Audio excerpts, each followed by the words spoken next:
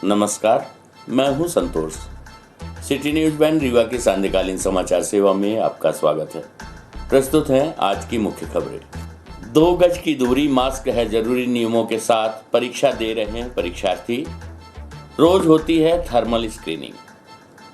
पशु क्रूरता की हदें की गई पार, गोवंश के पैर काटने का मामला हुआ उजागर। थप्पड़ कांड पर महिला नगर सैनिक ने दी सफाई, एसपी से लगाई न्याय की गुहार। खबरें अब विस्तार से। 2 गज की दूरी, मास्क है जरूरी के साथ परीक्षा दे रहे हैं परीक्षार्थी। हर रोज होती है थर्मल स्क्रीनिंग। रीवा में महाविद्यालयीन छात्रों की परीक्षाएं प्रारंभ हो चुकी हैं, जिसको लेकर महाविद्यालय प्रबंधन के द्वारा कोविड-19 संक्रमण से सुरक्षा व्यवस्था को ध्यान में रखते हुए हर रोज छात्रों की थर्मल स्क्रीनिंग कराई जा रही है।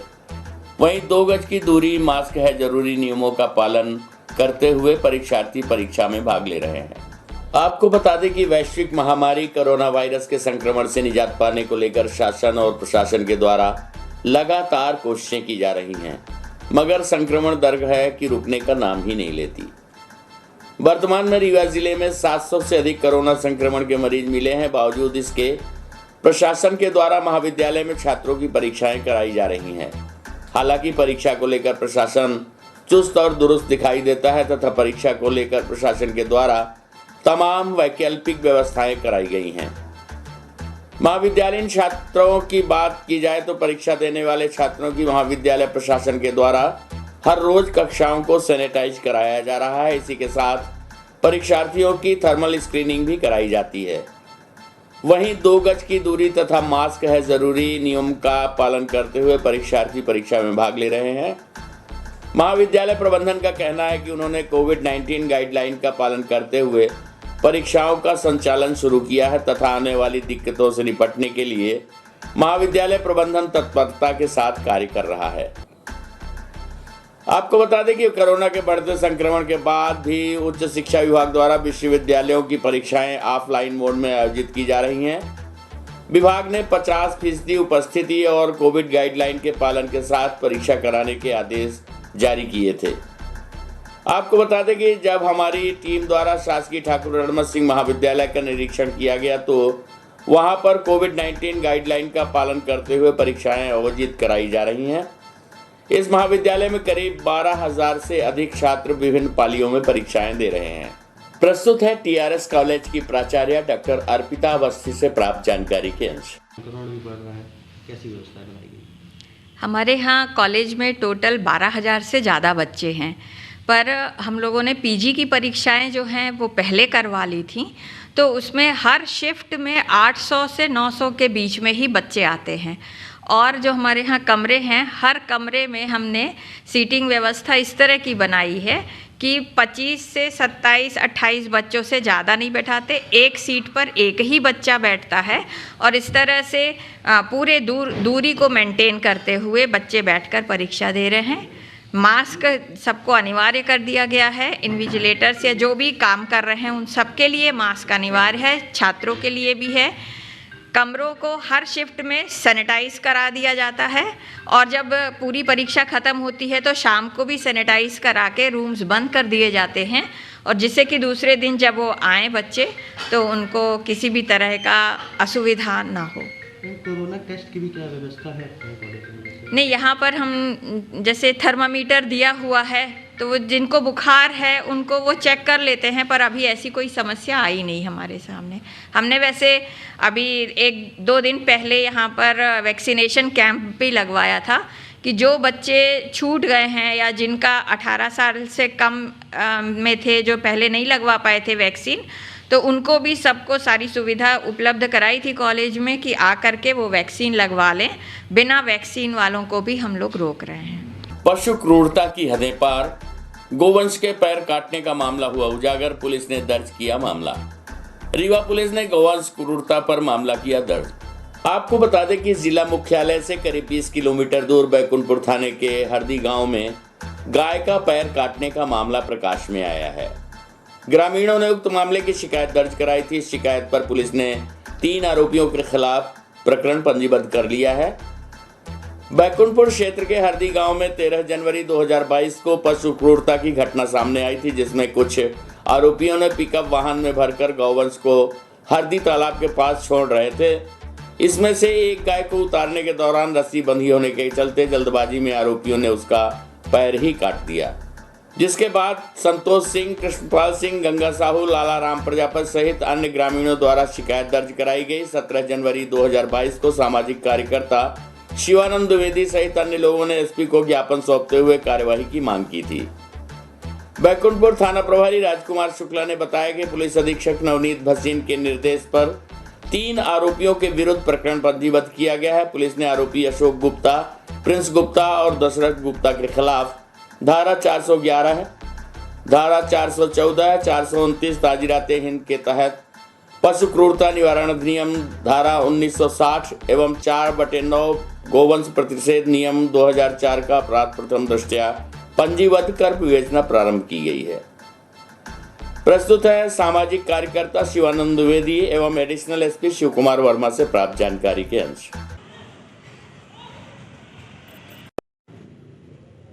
जी बताइए, बैकुंठपुर थाना क्षेत्र में गाय के पैर काटने का मामला आया, क्या है पूरा मामला? देखिए 13 जो है जनवरी 2022 का मामला है। इसमें एक गाय को गाड़ी, एक व्यक्ति उसमें से कोई गुप्ता करके इसमें है, चालक का नाम अशोक गुप्ता और प्रिंस गुप्ता, तीनों पिता श्री रामादार गुप्ता, इस नाम की ये शिकायत यहाँ पे मिली है और पेपर में भी ये बात आ चुकी है। ये 13/1/2022 का मामला है। इसमें गांव का मामला है? ये बड़ी हरदी का मामला है बैकुंठपुर थाने क्षेत्र में। और गाय को ये कई सारे मवेशी जिस तरह से लोग एक गांव से दूसरे गांव में उतारने के लिए लाते हैं, तो वहाँ पर ये उतारने के लिए ला रहे थे और जैसे गांव वालों ने देखा तो कुछ को इन्होंने उतारा और एक उसमें फंसी हुई थी क्योंकि उसका रस्सी बंधी हुई थी पैर में।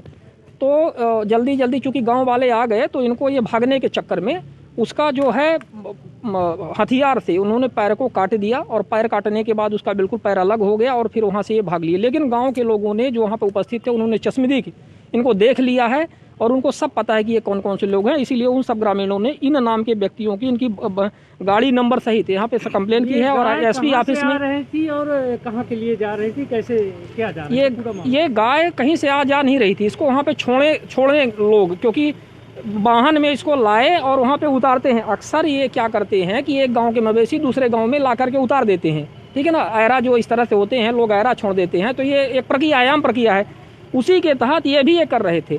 तो जैसे ही गांव वालों ने देखा कि भाई यहाँ पे मवेशी आप ये उतार रहे हो और इनको मतलब इनका पीछा किए, तो ये एक मवेशी जो उसमें फंसा हुआ था उसका पैर बंधा हुआ था, तो इनको लगा कि हम फंस जाएंगे, गांव वाले हमें पकड़ लेंगे, तो इन्होंने उसका पैर ही काट दिया और पैर काट करके फिर ये वहाँ से फरार हो गए। तो इनकी ये स्थिति। मुकदमा कायम हुआ है? अभी तक तो कोई ऐसी जानकारी नहीं है। हालांकि ये मामला श्रीमती मेनका गांधी जी को भी भेज दिया गया है और वहाँ से एक मैसेज प्राप्त हुआ है जिसमें उनको शायद एसएचओ के माध्यम से ऐसी कुछ जानकारी मिली है कि इसमें कार्यवाही की जा रही है, लेकिन अभी हमारे पास कोई इसकी एफआईआर की कॉपी नहीं आई है।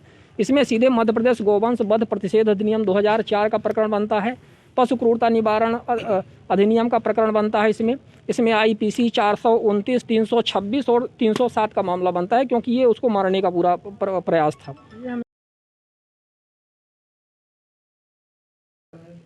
क्या है पूरा मामला? ये बैकुंठपुर पुलिस को जानकारी मिली थी कि 2 पिकअप वाहनों में कुछ गाय बैल को लेकर आए थे, वहाँ के कुछ व्यापारी वगैरह थे। जब उनको वो उतार रहे थे उसमें से एक गाय का पैर कट गया था। इसकी जानकारी पुलिस को लगी।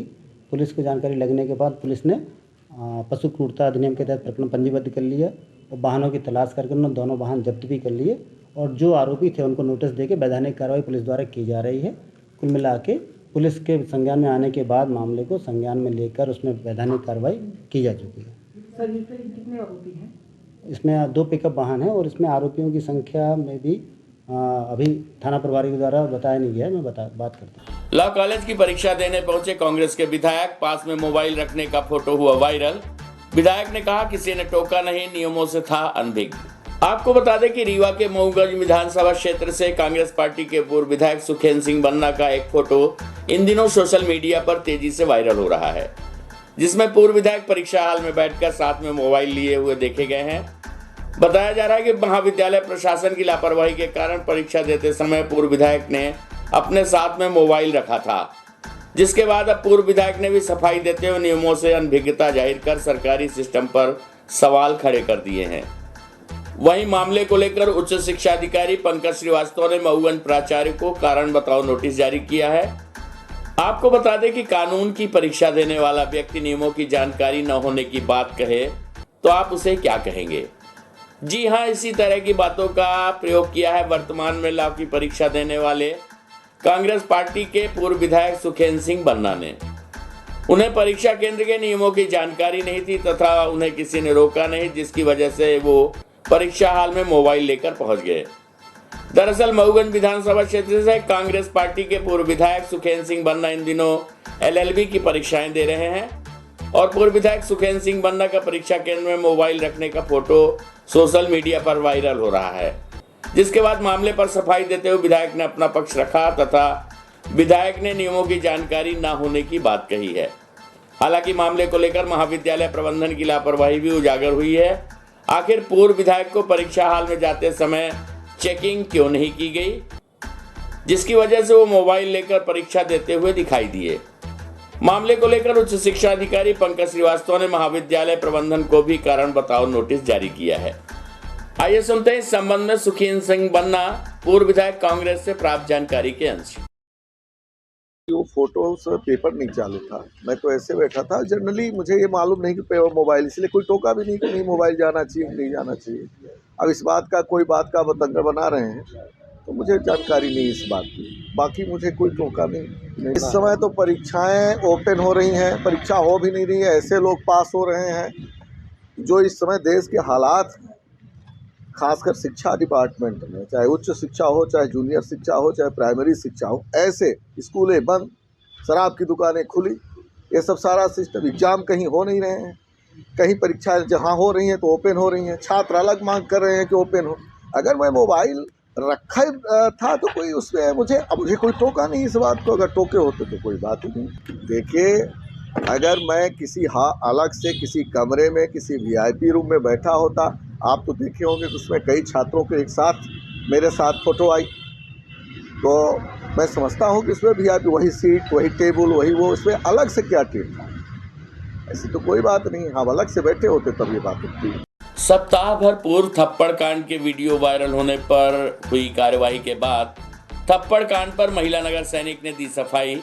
रंजिशन वायरल किया गया वीडियो, SP से लगाई न्याय की गुहार। आपको बता दें कि एक थप्पड़ से दांव पर लगी वर्दी पर सफाई देते हुए महिला सैनिक ने कहा कि मैं और मेरा परिवार तो सड़क पर आ गया, मेरी भी फरियाद सुने प्रशासन। इस पर महिला सैनिक द्वारा अपनी सफाई देते हुए उक्त कथित युवक द्वारा ड्यूटी के दौरान जाते वक्त ऊपर थूकने का आरोप लगाया था, जिस पर महिला द्वारा टोके जाने पर और ऐसी शरारत न करने की समझाइश देने पर उक्त युवक ने कहा कि मैं उसे साफ कर देता हूं। और साफ करते वक्त उक्त युवक द्वारा महिला ने आरोप लगाया कि उसे पैंट साफ करने के बहाने उसने मेरे साथ बदतमीजी करने का प्रयास किया, जिससे बचने के तात्कालिक प्रयास का उपाय थप्पड़ से दिया, जिस पर उक्त युवक वहां से भाग निकला। बाद में उसे लोगों ने बरगलाया और पूर्वाग्रह से ग्रसित होकर युवक द्वारा उस पर झूठी रिपोर्ट दर्ज कराई गई है, जबकि उसे ये तक नहीं मालूम था कि वह युवक कौन है और किस जाति का है। आइए सुनते हैं महिला नगर सैनिक शशि दीक्षित से प्राप्त जानकारी के अंश। मामले की घटना के बाद आपके पास कार्रवाई हो गई है, क्या घटनाक्रम क्या था? ये मैं खन्ना चौराहा से कलेक्ट्रेट के लिए ड्यूटी के लिए जा रही थी और जैसे जिला पंचायत ऑफिस के सामने एक लड़का खड़ा था, नाम तो उसका मैं नहीं जानती क्या नाम है, लेकिन वहाँ पे खड़ा था। जैसे मैं वहाँ से गुजरी वैसे उसने मेरे पैंट में थूक दिया। तो आपने कहा कि ये मेरे पैंट में थूक दिया, मेरी वर्दी ख़राब कर दिया तुमने। तो बोला मैडम मैं साफ़ कर देता हूँ, और साफ़ करने के बहाने उसने मेरा पैर दबाया तो मैंने उसको एक तमाचा मार दिया और मार के मैं आगे चली गई, ड्यूटी चली गई अपनी ड्यूटी करती। अब ये मैं नहीं जानती कि कौन है, वो कैसा है, कौन जात का है, ये तो ऐसा कुछ भी हम नहीं जानते, लेकिन मेरी वर्दी ज़रूर दाव में लग गई। मैं किट मेरा जमा हो गया और मैं घर में बैठ गई, वो मेरे बच्चे तो रोड में खड़े हो गए। हमने कलेक्ट्रेट में हमेशा ड्यूटी की, कलेक्टर साहब की सुरक्षा के लिए मेरी ड्यूटी लगी थी, लेकिन मैंने ऐसा कभी कुछ नहीं कहा, कुछ किसी से मेरी कोई दुश्मनी। वो पहले भी आते थे, अमित कर्नल और एक मैडम थी वो भी आती थी उनके साथ में। तो कभी कभी ऐसा होता था कि जैसे कलेक्टर साहब नहीं मिलने के लिए तैयार है तब भी वो लोग लगे रहते कि नहीं भेजिए हमको, तो हो सकता है कि ये रंजिश बस उन्होंने ऐसा कुछ करवाया हो, वीडियो वगैरह वायरल करवाया हो, बाकी उनसे मेरा कोई लेना देना नहीं है। जब आपके ऊपर कार्रवाई हुई तो क्या आपने अपनी स्पष्टीकरण दिया था, अधिकारियों को बताया था? नहीं, मेरी तो कोई स्पष्टीकरण लिया ही नहीं, ना ही मैं कहीं गई हूँ। आज मैं एसपी साहब के पास आई हूँ आवेदन देने के लिए कि सर मुझे न्याय मिले। मैं मीडिया के माध्यम से यही कहना चाहती हूँ कि मुझे न्याय मिले और जो दोषी हो उसको सजा मिले। वॉलीबॉल प्रतियोगिता, प्रदेश भर के नामी खिलाड़ी होंगे एकत्रित। टीआरएस मैदान में वॉलीबॉल प्रीमियर लीग की शुरुआत, T20 के तर्ज पर होंगे मैच। ठाकुर रणमा सिंह महाविद्यालय प्रांगण में वॉलीबॉल प्रतियोगिता का आयोजन किया जा रहा है, जिसमें प्रदेश भर के नामी गिरामी खिलाड़ी एकत्रित हो रहे हैं। आपको बता दें कि ठाकुर रणमा सिंह महाविद्यालय प्रांगण में वॉलीबॉल प्रतियोगिता का आयोजन किया जा रहा है, जिसमें देश भर के नामी गिरामी खिलाड़ी एकत्रित हो रहे हैं। 1 सैकड़ा खिलाड़ियों को वॉलीबॉल प्रीमियर लीग में आमंत्रित किया गया है, जिसमें खिलाड़ियों को अपनी प्रतिभा दिखाने का एक बड़ा अवसर मिलने वाला है। आपको बता दें कि ठाकुर रणमा सिंह महाविद्यालय के मैदान में वॉलीबॉल प्रीमियर लीग का ये आयोजन अपने आप में एक बड़ा आयोजन माना जा रहा है, क्योंकि इसमें पूरे देश भर के नामी गिरामी खिलाड़ी एकत्रित हो रहे हैं। बताया जा रहा है कि एक ऐसा प्लेटफॉर्म होगा जिसमें आगे चलकर नेशनल लेवल के खिलाड़ियों को भी आमंत्रित किया जाएगा। आपको बता दें कि आयोजन समिति के द्वारा बताया गया है कि माननीय विधानसभा अध्यक्ष गिरीश गौतम के द्वारा 1 लाख रुपए की अनुदान राशि भी उक्त प्रतियोगिता हेतु दिए जाने की बात कही है। प्रस्तुत है पत्रकार वार्ता के अंश। सर, ये वॉलीबॉल प्रीमियर लीग की शुरुआत की जा रही है, कहाँ की टीमें आ रही हैं, कितने दिवसीय है? ये वॉलीबॉल प्रीमियर लीग एक जैसे क्रिकेट में आप लोगों ने देखा होगा IPL के तर्ज में हुआ था, तो उसी का ये हम लोगों ने वॉलीबॉल प्रीमियम लीग का स्टार्ट किया। इसमें हम लोगों ने अभी मध्य प्रदेश के समस्त जितने सेलेक्टेड खिलाड़ी हैं उनका हम लोग 4-5 जगह पॉइंटेड पे जाके रीवा, सतना, सीधी, शहडोल, उमरिया, अनूपपुर, सिंगरौली हर जगह जाके उनका बाकायदे चयन किया गया है और उसमें से 80 लड़कों को छांटा गया है और 80 लड़कों में से 8 टीमें बनाई गई हैं, 10-10 की टीमें बनाई गई हैं, एक कोच रखे गए हैं, एक मैनेजर रखे गए हैं। इस तरह से 12 सदस्यीय पूरी टीम बनी है, जो कि पूरे मध्य प्रदेश से पदाधिकारी भी हैं और कोचेस भी हैं और खिलाड़ी भी, जिसमें राष्ट्रीय भी खिलाड़ी हैं, इंटरनेशनल भी कुछ है और कुछ यहाँ राज्य स्तरीय भी खिलाड़ी हैं। वो सब इसमें भागीदारी में 8 टीम बनाने के बाद 8 टीम का ऑक्शन हुआ है और ऑक्शन होने के बाद 8 टीम को बनाया गया है और वही 8 टीमें यहाँ पे खेलेंगी। उनका अलग अलग नामकरण किया गया है। जीतने वाले को क्या इनाम? जीतने वाले को 51,000 फर्स्ट प्राइज़ है और सेकंड प्राइज़ 31,000 है सभी खिलाड़ियों को ट्रैक और थर्ड प्राइज़ 21,000 है और सभी खिलाड़ियों को ट्रैक सूट, किट वगैरह सब उपलब्ध कराए जा रहे हैं। पूरे टूर्नामेंट के जितने खिलाड़ी, पदाधिकारी जितने सब हैं, ऑफिशियल वगैरह सबको उपलब्ध कराए जा रहे हैं। इसमें शासन की कितनी भागीदारी? शासन की भागीदारी तो लगभग उनकी पूरी है ही है, लेकिन खेल व कल्याण विभाग से मुझे पूरा लगभग थोड़ा बहुत सहयोग मिल रहा है। बाकी हम लोग यहाँ जो गणमान्य नागरिक और समाज सेवी हैं उन लोगों से संपर्क करके और कलेक्शन किया गया है, उसी के उसमें हम लोग ये आयोजन कर रहे हैं। इस आयोजन के बाद जो निकल के प्रतिभाएं सामने आई, क्या उनको आगे जाने का कोई वो? एक्चुअली में क्या है कि इसमें आगे निकलने का तो नहीं, क्या होता है कि जो हम लोग संघों के द्वारा माने मध्य प्रदेश टीम का चयन होता है, फिर इंडिया टीम का सिलेक्शन होता है और नेशनल सर्टिफिकेट मिलता है या और भी कई प्रकार की माने सर्टिफिकेट मिलती हैं, लेकिन उनको कहीं भी आज भी नौकरी नहीं मिल पा रही, गवर्नमेंट उनको उपलब्ध नहीं कराए। उसके तहत में ये हुआ कि हम लोगों ने ये सोचा कि वॉलीबॉल प्रीमियम लीग चलाने से उनको कुछ कम से कम 2,500 से 3,000 का एक किट वगैरह उपलब्ध हो जाएगा और कुछ मानदेय, जैसे वो फर्स्ट, सेकंड, थर्ड प्राइज़ जीतते हैं तो उनको उस हिसाब से उनको पैसा भी मिलेगा और कुछ उनकी आवश्यकताएं पूरी होंगी और अर्थव्यवस्था थोड़ा बहुत इस साल अभी जैसे कुछ शुरुआत है, पहला सीज़न है, अगले सीज़न में हम लोग प्रयास करेंगे कि और भी उसका वो हो। इस तरह से खिलाड़ियों को हम लोग कुछ मदद करने की कोशिश कर रहे हैं, ना कि कोई सर्टिफिकेट और ना कोई ऐसा वो दिलवाने का हो पा रहा हम लोगों से कि आप 22 तारीख को हमारे इस टूर्नामेंट का उद्घाटन है। उद्घाटन में पूर्व नेता प्रतिपक्ष अजय सिंह राहुल जी मुख्य अतिथि की भूमिका में शिरकत करेंगे और युवराज दिव्यराज सिंह जी हमारी अध्यक्षता करेंगे। विशिष्ट अतिथि में कुल सचिव अवधेश प्रताप सिंह विश्वविद्यालय सुरेंद्र सिंह जी रहेंगे और डॉक्टर अमित तिवारी प्रभारी क्रीडा ठाकुर रणमा सिंह महाविद्यालय होंगे। फाइनल मैच हमारा 25 तारीख को खेला जाएगा, जिसके मुख्य अतिथि माननीय स्पीकर साहब विधानसभा अध्यक्ष महोदय गिरीश गौतम जी रहेंगे। अध्यक्षता रामलाल जी वर्मा पूर्व IPS ADG, वो हमारे वॉलीबॉल मध्य प्रदेश वॉलीबॉल संघ के चेयरमैन भी हैं, वो रहेंगे। और विशिष्ट अतिथि में ठाकुर रणमत सिंह महाविद्यालय की प्राचार्य डॉक्टर अर्पिता अवस्थी जी होंगी। आज की खबरों में बस इतना ही। कल हम फिर मिलेंगे कुछ ताज़ा तरीन खबरों के साथ। तब तक के लिए हमें इजाज़त दीजिए। नमस्कार।